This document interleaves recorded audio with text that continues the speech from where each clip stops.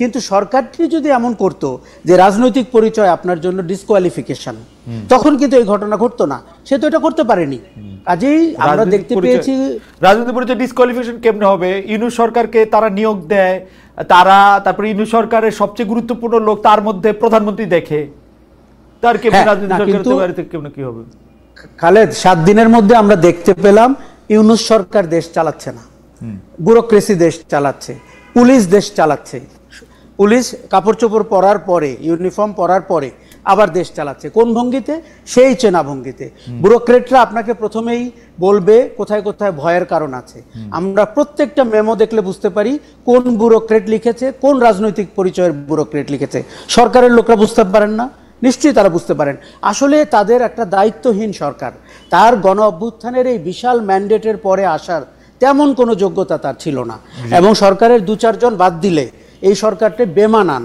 আমাদের আশা আকাঙ্ক্ষার সাথে তারা বেমানান। কি বলে, আমার সাথে অনেকদিন কাজ করছে, উনি আজকে থেকে সিনিয়র সেক্রেটারি হইবেন, তাইলে আর এই সরকারের তো ব্যুরোক্রেটরা তো আমি জানি না এইটা কোনভাবে করতেছে। আশা ভাই আপনাকে ধন্যবাদ। আমি আবারও একটা নতুন বিষয় নিয়ে আসি। মান্না ভাই, আপনি যদি একটু বলতেন যে এইটা একটু এক লাইনে যদি বলতেন। আশা ভাই প্রসঙ্গটা আনছেন যে ওই সময় আসলে ক্যান্টনমেন্টে গিয়া এটা কি ভালো হইলো দেশের জন্য? অনেকে বলে থাকে যে দেশে যখন এরকম অবস্থা হয়েছে, ক্যান্টনমেন্ট যেহেতু একটা পার্টি ছিল, ক্যান্টনমেন্ট যেহেতু গণ অভ্যুত্থানটা সফল করার জন্য একটা নিয়ামক সরকার হিসেবে কাজ করছে, যেটাকে বন্দুকের নল ঘুরাই দেওয়া বলতেছে, মির্জাফর বলতেছে ওয়াকারকে, আমিও কিন্তু তাই মনে করি যে ক্যান্টনমেন্টের একটা বড় ভূমিকা ছিল। কিন্তু ক্যান্টনমেন্টে গিয়া মানে এইটা ঠিক হয়েছে মান্না ভাই ওই সময়? আমি প্রথমে একটা কথা বলি খালেদ, আমাদের এই অভ্যুত্থান সম্পর্কে ধারণাটা বেশ ভুল যাচ্ছে। পুরো নেশন আমার কাছে মনে হয় যে আমরা একদম ক্রাইসিসের সময় রোল করে প্লে করতে পারিনি। যেরকম করে সবাই মিলে ডক্টর ইউনূসকে ডাকলো, এখন আপনি প্রশ্ন করছেন বুদ্ধিটা কে দিল তাকে, কেন তিনি সেটা করতে গেলেন? ডক্টর ইউনূস রেভলিউশনের লোক নাকি? উনি ইনসারেকশনের বা একজন ইনসারেকশনেরও মানুষ নন। তাতে উনি ক্ষমতায় এসে এটাই করবেন যাতে উনি লিগালি কনস্টিটিউশনালি স্ট্যাবলিশড হতে পারেন। উনি তাই করেছেন। এটা যদি হতো, ধরে যদি অভ্যুত্থান, মানে অন্য জায়গার অভ্যুত্থানটা দেখেন, অভ্যুত্থান হয়, তারপরে যারা অভ্যুত্থান করে তার নেতৃত্বে থাকে দে সিজ পাওয়ার, টেক ওভার পাওয়ার। ওইটা না করে আপনি যদি মনে করেন তাহলে কি করা উচিত ছিল, বুদ্ধিটা কি হতো, সেই আলোচনার মধ্যে গেলেই আপনি কনস্টিটিউশনের মধ্যেই যাবেন। আমি মনে করি এটা ঠিক কথা বলছেন মান্না ভাই, আমি মনে করি যে 100% ঠিক। জি মান্না ভাই বলেন। না, আপনি যে 3 দিন ধরে অপেক্ষা করলেন কেন? বিকজ আপনি এবার একটা লস। এখন কি করব আপনি বুঝতেই পারেন না যে 5 তারিখে এত বড় ঘটনা ঘটে, শেখ হাসিনার মতো মানুষ পালায় যাবে, ক্ষমতা আমাদের কাছে আসবে। ক্ষমতা আপনার কাছে এসে গেছে যখন, তখন ভাবতেছেন এখন কি করি এইটা নিয়ে। আপনি সেটা ঠিক করতে পারেন না। ক্যান্টনমেন্টে যাওয়া, ইউনূসকে মানে একটা খুঁজে বের করো কে, তো তখন as a celebrity the best person was professor Yunus. Professor Yunus কিছুদিন আগে ওই যে আপনার কি বলে নাগরিক শক্তি করতে গিয়ে SMS দিয়ে পার্টি করতেছিল। পলিটিক্যালি হি ওয়াজ সো র। এটা কি আমরা আগে জানি নাকি? ওই ঘটনা থেকে তো জানি, কিন্তু সেটা আমাদের মাথার মধ্যে নাই। কারণ আমাদের মাথার মধ্যে তো কোনো বিকল্পই নাই। যখন কোনো বিকল্প নাই, খেয়াল করবেন, তখন ক্যান্টনমেন্টই আপনার আশ্রয়ের জায়গা ছিল। Because that was the source of power, that is still the source of power. অর্থাৎ তারা যখন ডেকেছে, all the political parties, the leaders, একদম মানে সবাই তার পেছনে দৌড়েছে। আমি তো দৌড়িতে গিয়ে পাই নাই বলে ঢুকতে পারি নাই, আমি ক্যান্টনমেন্টে যেতে পারি নাই, পরে বঙ্গভবনে গেছি। না, আরে রাস্তায় মানুষ এত খালি, সব জড়ায় ধরে হাত বিলায়, মানে হুলস্থুল একটা অভ্যুত্থানে একজন মানুষ পেয়ে গেছে। এই করে আমি গুলশান থেকে জাহাঙ্গীর গেটে 3 ঘন্টায় যাইতে পারি নাই, অথবা আবার যাওয়া সম্ভব হয় নাই। আমি বলছি তখন উনি ডেকেছেন, ডাকবার পরে উনি যখন ডেকেছে সবাই বলছে এটাই ঠিক। আচ্ছা, মির্জা ফখরুল ইসলাম আলমগীর ডাকলে সবাই কি যেত? নট শিওর, উনি নিজেও শিওর ছিলেন না।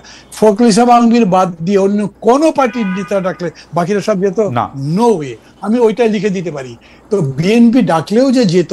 আজকে যে সম্পর্কটা ডেভেলপ করেছে দেখছেন, এই সম্পর্কের কথা ভেবে সেই দিন এই পার্টি যারা আজকে বিএনপি বিরোধিতা করছে তারা যেত মনে করে।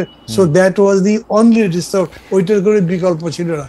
তারা ডেকেছে, ডাকবার পরেও তারা কত ভদ্র করে কাজ করেছে। বলতে বলেন আমরা কিন্তু ক্ষমতা নিয়ে নিচ্ছি, তারা বলছে আপনারা বলেন কি করতে হবে। আর আমরা তখন বলেছি বরঞ্চ আর্মি ঠিক করুক। এইটা আমি ইন পার্সন বলছি। ধরেন যখন ইন্টারেস্টিং গণভবনে গেলাম, তখন ওই প্রেসিডেন্ট সাহেব এসে আমার সাথে, আচ্ছা আমি আওয়ামী লীগ করেছি না, উনি আমার সাথে কোলাগুলি করেছে, দেখি যে কাঁপতেছে ভিতরে ভিতরে।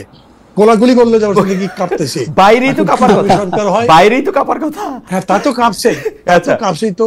তখন আপনার আসলে হঠাৎ করে ফখরুল ভাই জিজ্ঞেস করলো যে বান্না এখন কি করা যায় বলেন তো, সরকারটা কিভাবে হবে? আমি ভাই দানা দানা কি ঠিক করবো এখন, এটা ঠিক আছে, আমরা সময় নেই, এখন তো কিছু বলতে হবে। তখন ওনারা বলে দেন, আমি বলেছি না আমি এটার সাথে নাই, মানে আমি তখন নিজেও জানি না কি হবে, আমি তো নিজেই 4 তারিখে বুঝে নিয়েছি আগামীকালকে সরকার চলে যেতে পারে, বুঝি রে ভাই অনেস্টলি। বাকি কেউ হয়তো স্বীকার করবে না, হয়তো বলবে আরে আমি আগেই টের পেয়েছিলাম, আমি ওইদিকে যাচ্ছি না। আমাদের পক্ষতেই তখন বলা হয়েছিল ঠিক আছে আপনারা এটা বলেন কিরকম করে করা হবে। আমরা প্রেসিডেন্টকে উপদেশ মানে পরামর্শ দিলাম যে আপনি জাতির উদ্দেশ্যে একটা ভাষণ দেন, বলেন। এগুলো আমাদের বলা ছিল, নট দ্যাট যে বিচারকরা জাস্ট একটা মত দিলেন তার ভিত্তিতেই করা হলো। আমরা সবাই মিলেই মনে করেছি যে এটাই এখন একমাত্র ওয়ে, সেটাই হয়েছে। আজকে যদি এটা বলে, আমরা খেয়াল করে দেখি আসিফ নজরুল কিন্তু বলেছিল যখন তাকে বলা হয়েছিল যে কেন আপনি জাতীয় সরকার করলেন না, তিনি বলেছিলেন কই সেদিন আমরা দুইবার তিনবার করে বসলাম, কেউ তো তখন জাতীয় সরকারের কথা বলেন নাই। এখন ফরাদ মাজার ভাই বলছে গতকালকে আমার সাথে টকশো ছিল, শহীদ মিনারে গিয়ে আমাদের শপথ দরকার ছিল, কেউ তো সেই কথা বলে নাই। অতএব যেটা হয়েছে, theory my friend is grey, evergreen is the tree of life, যেটা ঘটেছে বাস্তবত সেটাই হয়েছে, এর বাইরে। ফ্যান্টাস্টিক। আমার মনে হয় যে এর চেয়ে ভালোভাবে আর এটা বলা যেত না। আশা ভাই আপনি কি এখানে একটু মন্তব্য করবেন? আমার মনে হয় যে খুবই কয়টা গুরুত্বপূর্ণ। মানে ভাই আপনাকে চলে যেতে হবে? আচ্ছা মানে ভাই আপনি যদি হ্যাঁ মানে ভাই আপনি যদি চলে যেতে হয়, আমরা আশাফ ভাইরে একটু আসি, আপনি একটু ডাকসু নিয়ে একটু কথা বলে যাবেন, যে ডাকসুর ইলেকশন আসতেছে, জি এটা নিয়ে যদি একটু বলেন, এটা নিয়ে যদি একটু বলেন, দুইটা নিলেই তারপর আমরা যে এখন বলেন, এখন বলবো আপনি কয়টার সময় যাইতে হবে যদি আপনি বলেন। মানে 10টায় আমার পরের শুধু 10টা বাজতে 2-3 মিনিট বাকি। আচ্ছা তাহলে আপনি 2 মিনিট একই বিল্ডিং আছে সেটা বলছি। প্রথম কথা হচ্ছে এইবারে যে ডাকসু দেখছি সেটা আমার কল্পনার মধ্যে ছিল না। ডাকসু হচ্ছে বাংলাদেশের তখনকার পূর্ব বাংলার সমস্ত আন্দোলনের একটা প্রতীক, এইটা হলো তার মানে লাইট হাউস বলেন। কিন্তু এইবার এত বড় অভ্যুত্থানে যে আমি বললাম না তো রক্ত মানে একটা নদীর সাঁতরে আমরা ডাকসু কিনে আসলাম, ভোট যখন হচ্ছে তখন এইখানে দেখছি যে না রাজনীতির ভিত্তিতে করা চলবে না, দলের ভিত্তিতে করা চলবে না। অদ্ভুত। তাহলে জুলাই আকাঙ্ক্ষা কি হবে, কে বাস্তবায়ন করবে, কে দেশের সংস্কার করবে? আপনার এলএসি মানে স্কুল অফ ইকোনমিক যেমন সারা দুনিয়াকে অর্থনীতি শিখায় বা তার ওয়েলফেয়ার ইকোনমিক্স শিখায়, ঢাকা বিশ্ববিদ্যালয় সারা দেশকে তো জ্ঞানের বাতি দেবে, তাদেরকে আপনি রাজনীতি থেকে দূরে রাখছেন, সেই ভোট হচ্ছে। এটা রেজাল্ট কি দাঁড়াবে আমি নিজে এখনো বুঝতে পারছি না। কিন্তু আমি একটা জিনিস মনে করি, যারাই চেষ্টা করুক, ঢাকা ইউনিভার্সিটি যে অ্যাডমিনিস্ট্রেশন আছে সেই অ্যাডমিনিস্ট্রেশন বলে দিয়েছে আর্মি আসবে। আপনি জানেন তো যে আর্মি আবার বলে দিয়েছে না আমরা যাবো না, আমাদেরকে সরকার বলে নাই, আমরা ওখানে যাবোই না। মানে কি ধরনের বিধিকিচ্ছির এরকম অবস্থা হয়ে গেছে। এই অ্যাডমিনিস্ট্রেশন চাইছিল যে ডিপলিটিসাইজেশনের যাতে ধারাটা অব্যাহত থাকে। This will be broken. এই নির্বাচনের পরে ধীরে ধীরে দেখা যাবে ওই ফিল্টারে পানি খাইয়ে আপনি ভোট পাবেন না, বরঞ্চ আপনাকে বলতে হবে জুলাইয়ে যে রক্ত গেছে সেই রক্তের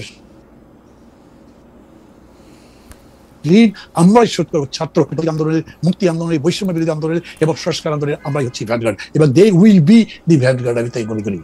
মান্না ভাই আপনাকে অনেক ধন্যবাদ। আমি একটু মান্না ভাইয়ের আরেকটা শোতে যাইতে হবে, সেজন্য মান্না ভাইকে একটু ধন্যবাদ দিয়ে একটু বিদায় জানাই। আমরা একটু আশরাফ কাশা ভাই আপনার কাছে আসি। দুইটা বিষয় মান্না ভাই আজকে যে বিষয়টা তুললেন সেটা নিয়ে নিশ্চয়ই আমরা আগামী আরো 25, 30, 40, 50 বছর ধরে এই চর্চা আমরা করতেই থাকবো, যে কেন ওই সময় একটা জাতীয় সরকার হয় না, কেন সংবিধানের মাধ্যমে আমাদের একটা শপথ নিতে হয়েছে, কেন আমরা শহীদ মিনারের শপথ নেই নাই, কেন আমরা আর্মিকে এখানে আর্মির কাছে গেছি, গিয়ে আমরা সবাই মিলে এটা বলছি। এইটারটা নিয়ে আপনার একটু মানে মতামত, বা এটা বলি যে কেউ কি আসলে সেই সময় এটা বলে নাই, বা কারো মাথায় সেটা আসে নাই, না আসলে এটা কারণ কি? এবং আমরা আসলে ডক্টর মোহাম্মদ ইউনূসকে যদ্দূর চিনি, ডক্টর মোহাম্মদ ইউনূসের আসলে এইটাই করার কথা। আমি মান্না ভাইয়ের সাথে একমত যে উনি আইসা দেখবেন কোনটা কাগজ কলমে ঠিক আছে, কোনটা আইনানুগ হয়েছে।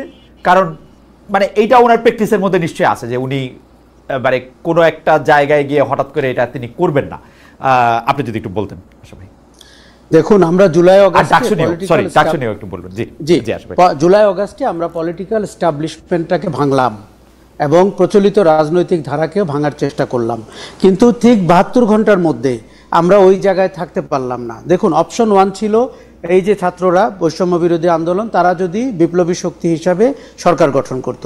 অপশন 2 হচ্ছে যে তারা কোনো শক্তি না, তারা জুলাইয়ের 1 তারিখেও 45 জন ছিল।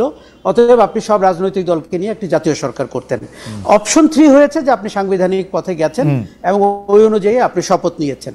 কিন্তু প্রথম দুটি অপশনের ব্যাপারে তখন কিন্তু সামাজিক যোগাযোগ মাধ্যমে কিংবা আমাদের স্তরে কথাবার্তা হয়েছে, কিন্তু যারা ক্যান্টনমেন্টে গেছেন, যারা গণভবনে গেছেন, তারা তো এস্টাবলিশমেন্টের পক্ষের শক্তি। তারা এস্টাবলিশমেন্টকে কন্টিনিউয়েশন দেওয়ার জন্য গেছেন, তারা সেটাকে টিকিয়ে রাখতে চেয়েছেন। ধরেন বিএনপি ভয় পেয়েছে যে আওয়ামী লীগকে যেভাবে ঝেঁটিয়ে বিদায় করা হলো, আমার কপালেও যেন এরকম কখনো না ঘটে, অতএব আমি এরকম কিছু করব না যেটা আগামীতে আমাকে কি শিক্ষা দিবে। কিন্তু বিপদ যেটি হচ্ছে সেটি থেকে আপনার মেজাজটি চেঞ্জ হয়ে গেল। আপনার ভেতরে যে আমরা কঠোরতা দেখতে চাইলাম গণ অভ্যুত্থানের, যেই সংস্কার, যেই বিচার, গণহত্যার বিচার, সেইটি থেকে আপনি তখন সরে গেলেন। আপনি একটি রেগুলার সরকারের মতো আচরণ করতে শুরু করলেন, গণ অভ্যুত্থান সরকারের মতো আচরণ করতে পারলেন না। আমার ধারণা এর সুতা বাঁধা ছিল তার পরিচয়ের জায়গা থেকেই। এর একটি আক্ষেপ আমাদের মধ্যে তৈরি হলো। এখন আমরা প্রথমে ভেবেছিলাম যে এটি আগামীতে কোনো এক সময় প্রশ্ন হয়তো উঠবে, কিন্তু এটি যে আমাদের প্রতিদিনের কাজে বাধা দিবে, প্রতিদিনের দিক পথ নির্দেশনায় প্রতিবন্ধকতা তৈরি করবে, সেটি কিন্তু আমরা তখন বুঝতে পারিনি।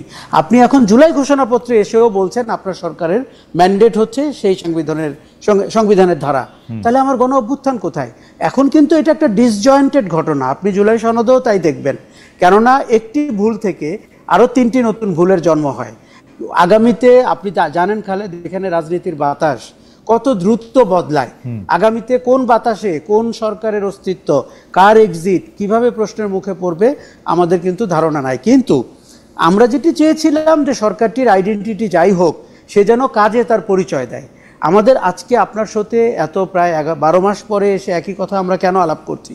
কারণ পারফরমেন্সটি আমরা দেখতে পাইনি, তাদের কাজ আমরা দেখতে পাইনি, তাদের অনেক ভঙ্গিমা দেখতে পেয়েছি। তারা ব্রেকিং নিউজ হয়েছেন, স্ক্রলে। আশা ভাই, আমার শুধু মাঝখানে দুইটা জিনিসের প্রশ্ন। তখন যদি নাহিদ ইসলামের নেতৃত্বে একটা বিপ্লবী সরকার গঠন করা হইতো, ওইটাই স্বাভাবিক ছিল না? আমি কিন্তু জার্মানি থেকে এইটা ভাবতেছিলাম।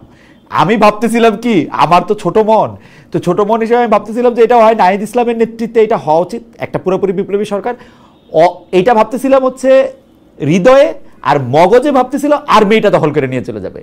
কিন্তু যেই ধরনের এটা সরকার হইছে ওইটা আমি ভাবি নাই আসলে, মানে কারণ আমার কাছে মনে হয়েছে ডক্টর মোহাম্মদ ইউনূস এটা নিতে বরাবরই রিলাক্টেন্ট, এবং ডক্টর মোহাম্মদ ইউনূসের টিম করতে হলে আমি যত সমালোচনা করি, ডক্টর মোহাম্মদ ইউনূস গ্রামীণ ব্যাংকের বাইরে লোক চিনে না, তো উনি ওই 2-3টা লোকই চিনে, মানে উনি আর কি করবে?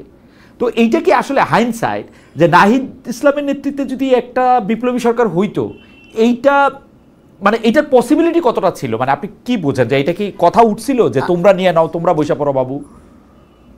আমার মনে হয় কথা উঠেছিল এবং বাস্তবতাও তাই ছিল। ওই আমরা 36 দিন ঢাকার সমস্ত রাস্তায় মানুষের যে মুখচ্ছবি দেখেছি, তার চিন্তার ধরন দেখেছি, তারা সবাই ছাত্রনেতাদেরকে, দেখুন আজকে অনেক বিতর্ক হতে পারে, কে দুর্নীতি করেছে, কে প্যারিস হিলটনের মতো ঘুরে বেড়ায়, হ্যাঁ, কিন্তু ওই দিনে 5ই অগাস্টে নাহিদ ইসলাম জাতির নায়ক এবং সে হিরো, এবং তার নেতৃত্বে 10 থেকে 15 লক্ষ লোক ঢাকা শহরে ঘুরে বেড়াচ্ছে।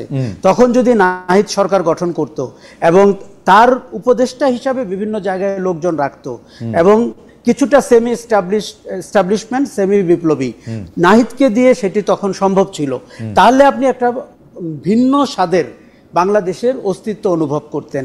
আমরা যে নতুন বাংলাদেশ, নতুন বন্দোবস্ত করছি, শুরুতেই তো আমরা সেই জায়গায় হোঁচট খেয়েছি।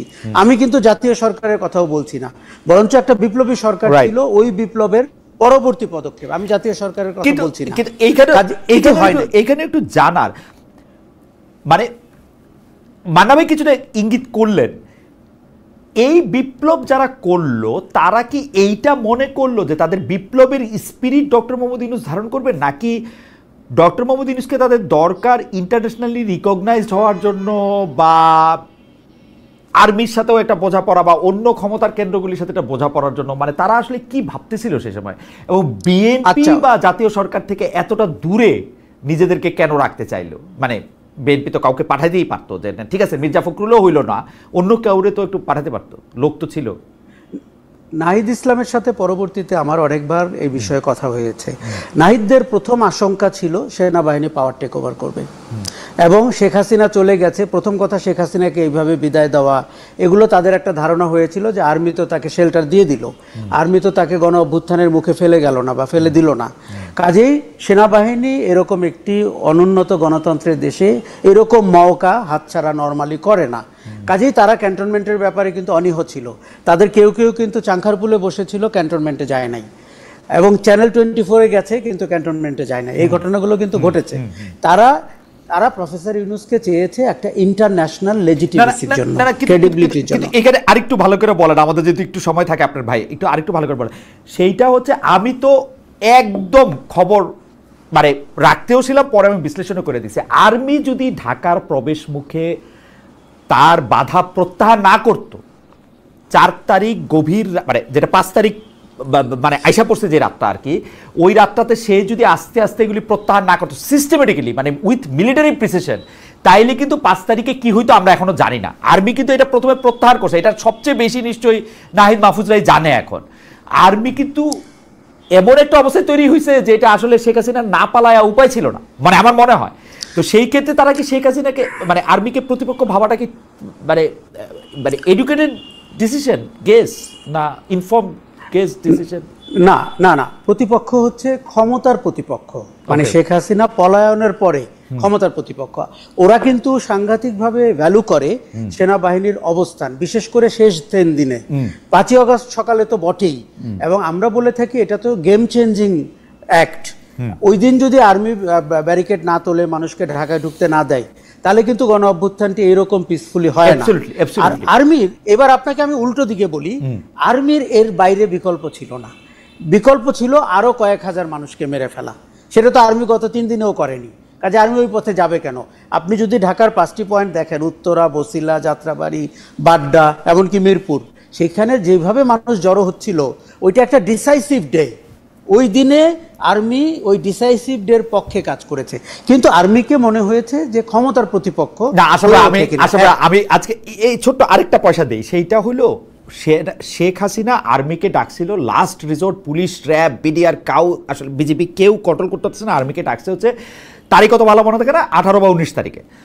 18 বা 19 তারিখ, কারণ ওই দিনও আমি এটা শো করছিলাম, সেই জন্য আমার মনে আছে। সেই 18 বা 19 তারিখে এটা আর্মি ডাকছে, কিন্তু আর্মি ভিতরে মানে আর্মির অধিনায়করা তাদের অফিসারদের, জওয়ানদের সাথে যখন কথা বলতেছে, সেই কথা আবার বাইরে লিক হইতেছে, আমরা কোনো লেথাল ওয়েপন ইউজ করব না। আর্মি যদি মাঠে থাকে, লেথাল ওয়েপন যদি ইউজ না করে, তাহলে সেইটা কিন্তু গণ অভ্যুত্থানের পক্ষের শক্তি সেই দিন থেকেই। কারণ ওরা পুলিশের কাছে মাইর খায়, আর্মির কাছে গিয়ে আশ্রয় নিছে। আমি অনেক মানে মানে মানে যেগুলি দেখা গেছে তার বাইরের কথাও আমি অনেক কইতেছি, যে তারা ওইখানে গিয়ে আশ্রয় নিছে এবং তাদেরকে আশ্রয় দেওয়া হয়েছে। তো সেটা উপায় ছিল নাটা কি আমরা ওরকম করে কইতে, মানে আর্মি তো এই অভ্যুত্থানে আমি একটা বিরাট পার্ট দেখি আর কি ওদেরকে। না খালেদ, আমি উপায় ছিল না বলছি 5 তারিখ সকালেরটা। তখন মানুষ যেভাবে জড়ো হচ্ছিল, তার আগের 7 দিন কিন্তু আপনি পরোক্ষভাবে আর্মিকে গণ অভ্যুত্থানের পক্ষে দেখেছেন যে তারা লেথাল ওয়েপন ইউজ করবে না, তাদের কাছে গিয়ে, তাদের এপিসিতে গিয়ে স্টুডেন্টরা আশ্রয় নিচ্ছে বা কাছাকাছি চলে যাচ্ছে, সবই ঘটেছে। নাহলে গণ অভ্যুত্থানটি এভাবে হয় না। কিন্তু নাহিদের সাথে কথায় আমার যেটি মনে হয়েছে, একটি হচ্ছে যে আর্মি প্রতিপক্ষ হয়ে ওঠে কিনা ক্ষমতার পালাবদলের, দ্বিতীয় তারা সেনাবাহিনীর সমর্থিত একটি সরকার করতে চায় না, এটিও তারা পরিষ্কার বলেছে 1/11 অভিজ্ঞতা থেকে। তৃতীয়, তাদের মনে হয়েছে যে কোনো শিক্ষক বা কোনো একটা অধ্যাপকের চেয়ে একজন প্রফেসর ইউনূস, বিশেষ করে ভারত যেভাবে আগ্রাসী হবে, পলাতক আওয়ামী লীগ যেভাবে রিটালিয়েট করার চেষ্টা করবে, এবং প্রফেসর ইউনূস সাংঘাতিকভাবে বাংলাদেশের একটা দারুণ আইকন, ওরা ওই জিনিসটা চেয়েছে। যেহেতু ওদের অভিজ্ঞতা কম, পরিচয় কম, আপনি বিশ্বাস করেন তারা মানে কয়জনকে চিনতো, আই ডাউট, আমরা তো চিনতামই না, অনেক কম। কাজেই তারা চেয়েছে যে সরকারটি যেন টিকে থাকে। এবং আমি কিন্তু এখন একটা কথা বলি, প্রফেসর ইউনূস বলেই ভারতের তোপের মুখে এই সরকারটিকে প্রথম 3 মাস টিকিয়ে রাখতে পেরেছিল। কেননা তখন সংখ্যালঘুদের নিয়ে, আপনার মানে অন্যান্য বিষয় নিয়ে যত ধরনের সীমান্ত এলাকা এবং শহরে আন্দোলনের চেষ্টা করা হয়েছে, এবং জঙ্গিরা দেশ নিয়ে গেছে, ইসলামিস্টরা ক্ষমতা নিয়েছে, এটি আরেকটি আফগানিস্তান, সেটি তখন আরও চাউর হয়ে যেত।